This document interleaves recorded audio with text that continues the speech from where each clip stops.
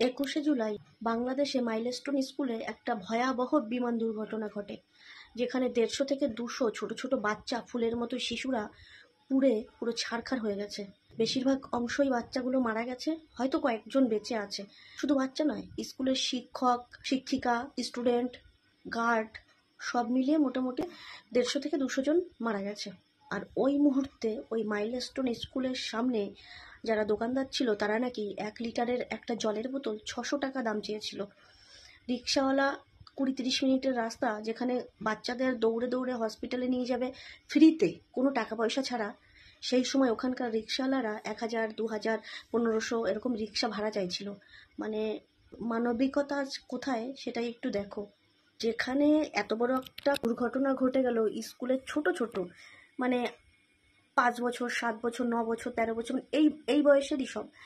তো এই বয়সের বাচ্চারা যখন একটা দুর্ঘটনায় গায়ে আগুন লেগে মারা যাচ্ছিল, আর তখন সেখানকার ব্যবসায়ীরা লাভের মুনাফা দেখার জন্য 20 টাকার জিনিস 600 টাকায় বিক্রি করতে চাইছিল। এত বড় ক্ষয়ক্ষতির জন্য সত্যি আন্তরিকভাবে খুবই দুঃখিত। যারা মারা গেছে তারা যেন ঠাকুর যেন তাদের ভালো রাখে, আর যারা এখনো পর্যন্ত বেঁচে আছে তারা যেন সত্যি সুস্থভাবে বাড়ি ফিরে যেতে পারে। যাদের বাচ্চাগুলো মারা গেছে একবার ভাবো সেই ফ্যামিলির অবস্থাটা কীরকম এখন।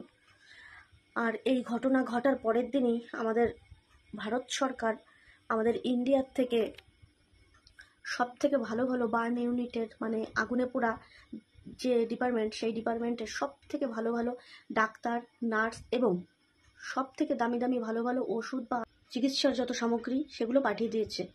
অথচ আমাদের দেশে যখন আহমেদাবাদে বিমান দুর্ঘটনা হলো, বাংলাদেশের 95% মানুষ সেখানে খুবই খুবই খারাপ এবং নোংরা কমেন্ট করেছে, এবং আমাদের ইন্ডিয়াতে এই দুর্ঘটনা ঘটেছে বলে তারা কিন্তু ওখান থেকে ভীষণ পরিমাণে আনন্দ করছিল। 95% লোক এটাই করেছে।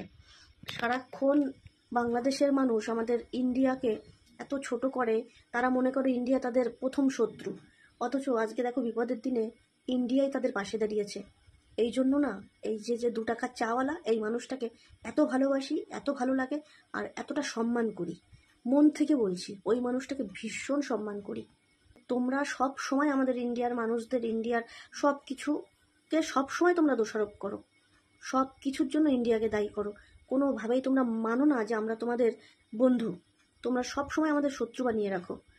অথচ আজকে বিপদের দিনে দেখো সেই মানুষটাকে কম অপমান করনি তোমরা, কম বাজে কথা বলনি, কম ট্রোল করনি। অথচ ওই মানুষটা দেখো তোমাদের এই দুর্ঘটনার খবর পাওয়ার পরের দিনই সে কিন্তু একটুও দ্বিধাবোধ করেনি বা ভাবেনি যে আমাকে এত খারাপ কথা বলেছে তার জন্য ওই দেশে আমরা কোনো সহযোগিতা করব না, সেটা কিন্তু সে ভাবেনি। যতটা করার ছিল তার দ্বারা সে সবটাই করেছে। আর তোমরা কি করেছিলে? আহমেদাবাদে বিমান দুর্ঘটনায় জঘন্য জঘন্য কমেন্ট, আনন্দ করছো আমাদের বিমানের দুর্ঘটনায় মানুষ মারা গেছে তার জন্য। এই জন্যই না ওই মানুষটাকে এত ভালো লাগে। আর আমি একজন ভারতীয় নাগরিক হিসাবে গর্ববোধ করি, এই ভারত মাতার সন্তান হিসাবে গর্ববোধ করি। সত্যি আমি খুব লাকি যে আমি এই ভারতে জন্মগ্রহণ করেছি। বিশ্বাস করো, ভীষণ লাকি। আমি ইন্ডিয়ান হিসাবে ভীষণভাবে প্রাউড ফিল করি। যাই হোক, যে বাচ্চাগুলো এখনো বেঁচে আছে তারা যেন সুস্থ হয়ে তাদের বাড়িতে ফিরে যেতে পারে, তাদের মায়ের কোলে ফিরে যেতে পারে।